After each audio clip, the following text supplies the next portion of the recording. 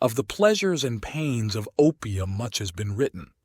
The ecstasies and horrors of De Quincey and the paradis artificiels of Baudelaire are preserved and interpreted with an art which makes them immortal, and the world knows well the beauty, the terror, and the mystery of those obscure realms into which the inspired dreamer is transported. But much as has been told, no man has yet dared intimate the nature of the phantasms thus unfolded to the mind, or hint at the direction of the unheard-of roads along whose ornate and exotic course the partaker of the drug is so irresistibly borne. De Quincey was drawn back into Asia, that teeming land of nebulous shadows whose hideous antiquity is so impressive that the vast age of the race and name overpowers the sense of youth in the individual, but farther than that he dared not go.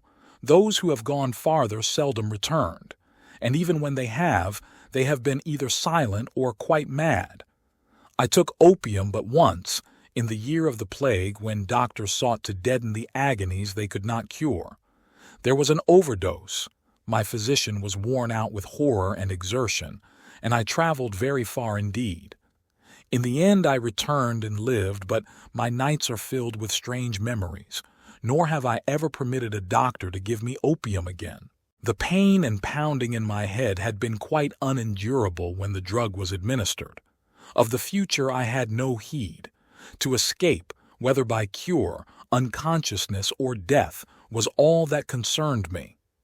I was partly delirious, so that it is hard to place the exact moment of transition, but I think the effect must have begun shortly before the pounding ceased to be painful. As I have said, there was an overdose, so my reactions were probably far from normal. The sensation of falling, curiously dissociated from the idea of gravity or direction, was paramount, though there was a subsidiary impression of unseen throngs in incalculable profusion, throngs of infinitely diverse nature, but all more or less related to me. Sometimes it seemed less as though I were falling, than as though the universe or the ages were falling past me. Suddenly, my pain ceased, and I began to associate the pounding with an external rather than internal force.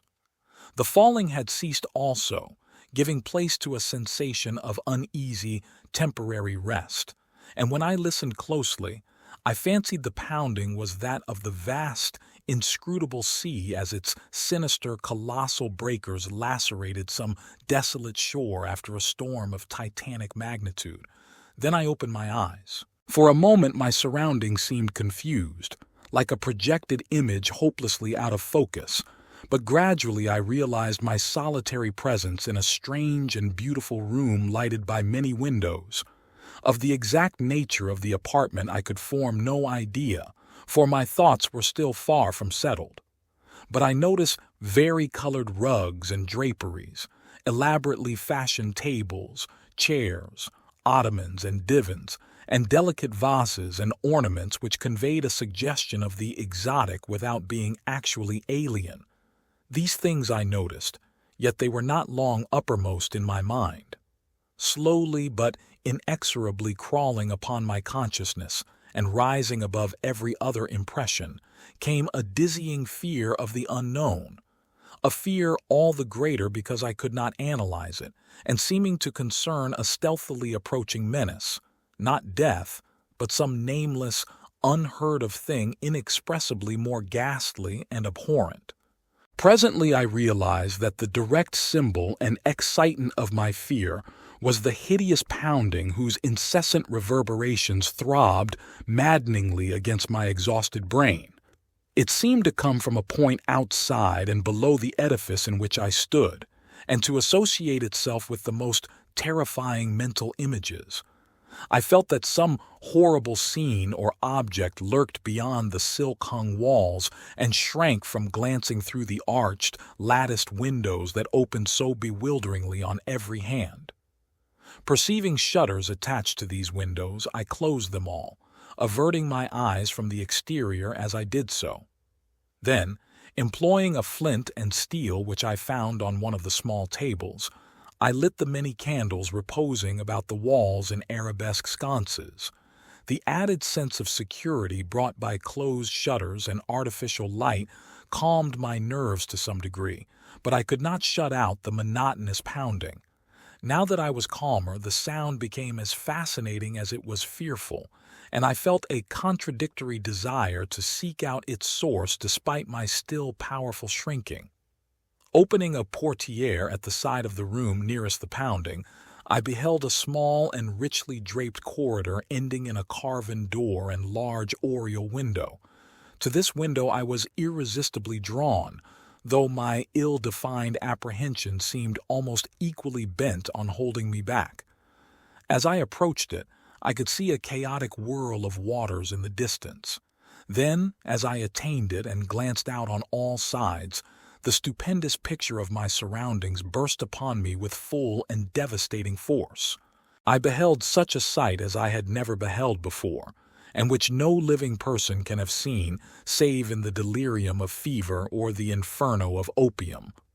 The building stood on a narrow point of land, or what was now a narrow point of land, fully 300 feet above what must lately have been a seething vortex of mad waters. On either side of the house there fell a newly washed-out precipice of red earth, whilst ahead of me the hideous waves were still rolling in frightfully, eating away the land with ghastly monotony and deliberation. Out a mile or more there rose and fell menacing breakers at least 50 feet in height, and on the far horizon ghoulish black clouds of grotesque contour were resting and brooding like unwholesome vultures. The waves were dark and purplish, almost black, and clutched at the yielding red mud of the bank as if with uncouth, greedy hands. I could not but feel that some noxious marine mind had declared a war of extermination upon all the solid ground, perhaps abetted by the angry sky.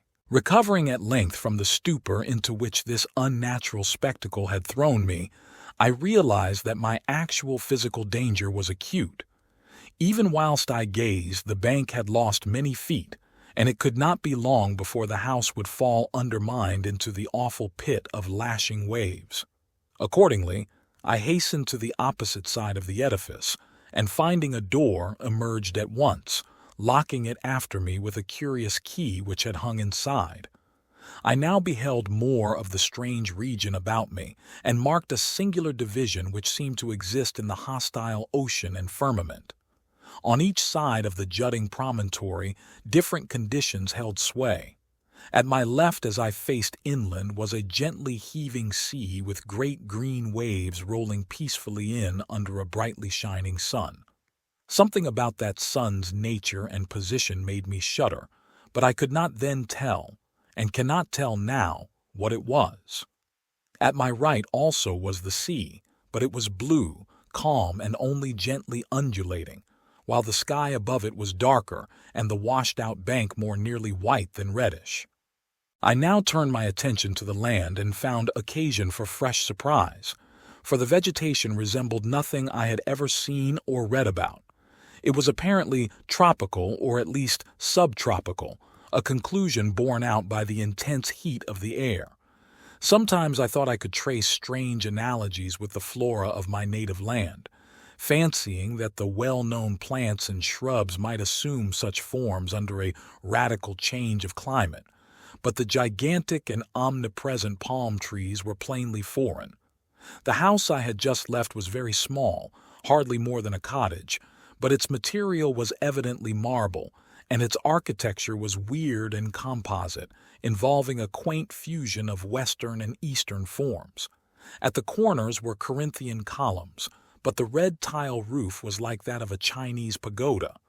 From the door inland there stretched a path of singularly white sand, about 4 feet wide, and lined on either side with stately palms and unidentifiable flowering shrubs and plants. It lay toward the side of the promontory where the sea was blue and the bank rather whitish. Down this path I felt impelled to flee, as if pursued by some malignant spirit from the pounding ocean. At first it was slightly uphill, then I reached a gentle crest. Behind me I saw the scene I had left. The entire point with the cottage and the black water, with the green sea on one side and the blue sea on the other, and a curse unnamed and unnameable lowering over all. I never saw it again, and often wonder. After this last look, I strode ahead and surveyed the inland panorama before me. The path, as I have intimated, ran along the right-hand shore as one went inland.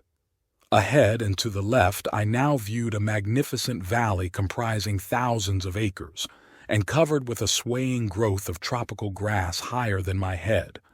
Almost at the limit of vision was a colossal palm tree which seemed to fascinate and beckon me.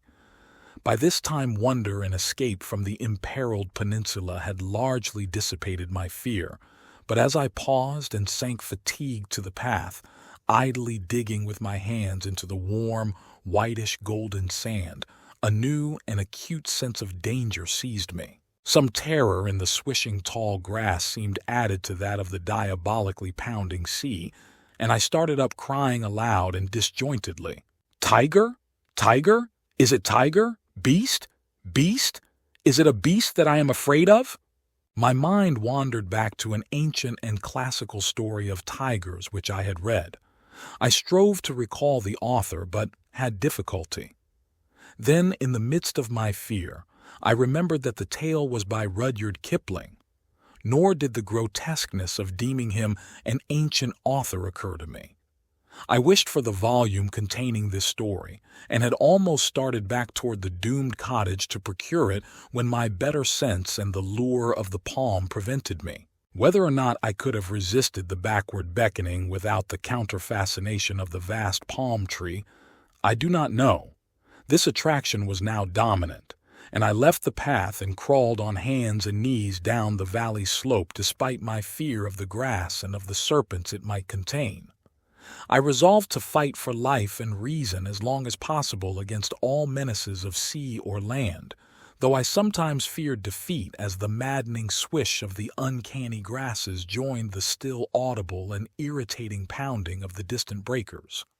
I would frequently pause and put my hands to my ears for relief, but could never quite shut out the detestable sound. It was, as it seemed to me, only after ages that I finally dragged myself to the beckoning palm tree and lay quiet beneath its protecting shade. There now ensued a series of incidents which transported me to the opposite extremes of ecstasy and horror, incidents which I tremble to recall and dare not seek to interpret. No sooner had I crawled beneath the overhanging foliage of the palm than there dropped from its branches a young child of such beauty as I never beheld before. Though ragged and dusty, this being bore the features of a faun or demigod, and seemed almost to diffuse a radiance in the dense shadow of the tree. It smiled and extended its hand, but before I could arise and speak, I heard in the upper air the exquisite melody of singing. Notes high and low blent with a sublime and ethereal harmoniousness. The sun had by this time sunk below the horizon, and in the twilight I saw that an aureola of lambent light encircled the child's head. Then, in a tone of silver, it addressed me. It is the end. They have come down through the gloaming from the stars. Now all is over, and beyond the Aranurian streams we shall dwell blissfully in Telum.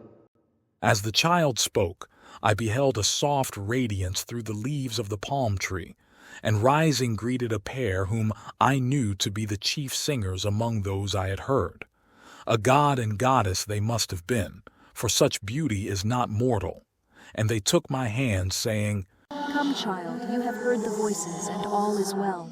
In Tilo, beyond the Milky Way and the Aranurian streams, are cities all of amber and chalcedony, and upon their domes of many facets glisten the images of strange and beautiful stars.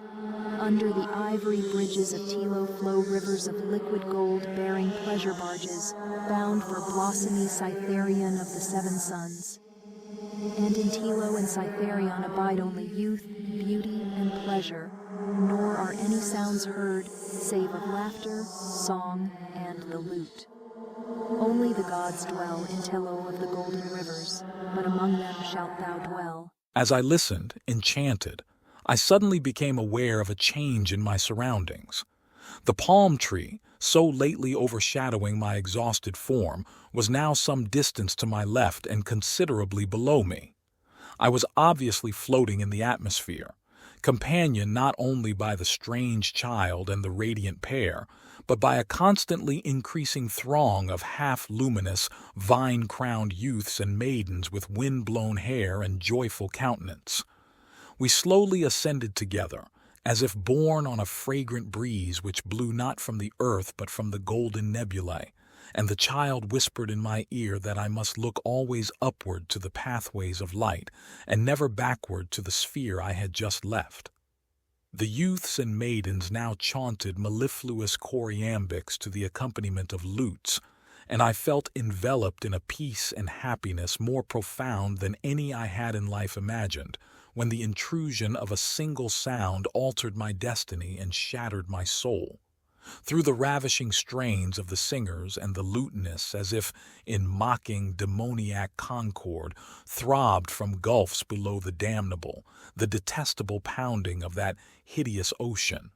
And as those black breakers beat their message into my ears, I forgot the words of the child and looked back, down upon the doomed scene from which I thought I had escaped.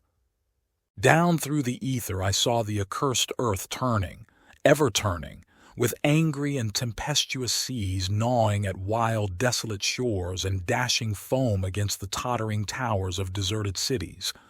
And under a ghastly moon there gleamed sights I can never describe, sights I can never forget, deserts of corpse-like clay and jungles of ruin and decadence, where once stretched the populous plains and villages of my native land, and maelstroms of frothing ocean where once rose the mighty temples of my forefathers. Around the northern pole steamed a morass of noisome growths and miasmal vapors, hissing before the onslaught of the ever-mounting waves that curled and fretted from the shuddering deep. Then a rending report clave the night, and athwart the desert of deserts appeared a smoking rift. Still the black ocean foamed and gnawed, eating away the desert on either side as the rift in the center widened and widened. There was now no land left but the desert, and still the fuming ocean ate and ate. All at once I thought even the pounding sea seemed afraid of something, afraid of dark gods of the inner earth that are greater than the evil god of waters. But even if it was, it could not turn back, and the desert had suffered too much from those nightmare waves to help them now. So the ocean ate the last of the land and poured into the smoking gulf, thereby giving up all it had ever conquered. From the new flooded lands it flowed again, uncovering death and decay, and from its ancient and immemorial bed it trickled loathsomely, uncovering nighted secrets of the years when time was young and the gods unborn. Above the waves rose weedy, remembered spires. The moon laid pale lilies of light on dead London, and Paris stood up from its damp grave to be sanctified with stardust. Then rose spires and monoliths that were weedy but not remembered, terrible spires and monoliths of lands that men never knew were lands. There was not any pounding now, but only the unearthly roaring and hissing of waters tumbling into the rift. The smoke of that rift had changed to steam, and almost hid the world as it grew denser and denser. It seared my face and hands, and when I looked to see how it affected my companions, I found they had all disappeared. Then, very suddenly, it ended, and I knew no more till I awaked upon a bed of convalescence. As the cloud of steam from the Plutonic Gulf finally concealed the entire surface from my sight, all the firmament shrieked at a sudden agony of mad reverberations which shook the trembling ether. In one delirious flash and burst it happened, one blinding, deafening holocaust of fire, smoke, and thunder that dissolved the wan moon as it sped outward to the void. And when the smoke cleared away, and I sought to look upon the earth, I beheld against the background of cold, humorous stars only the dying sun and the pale, mournful planets searching for their sister.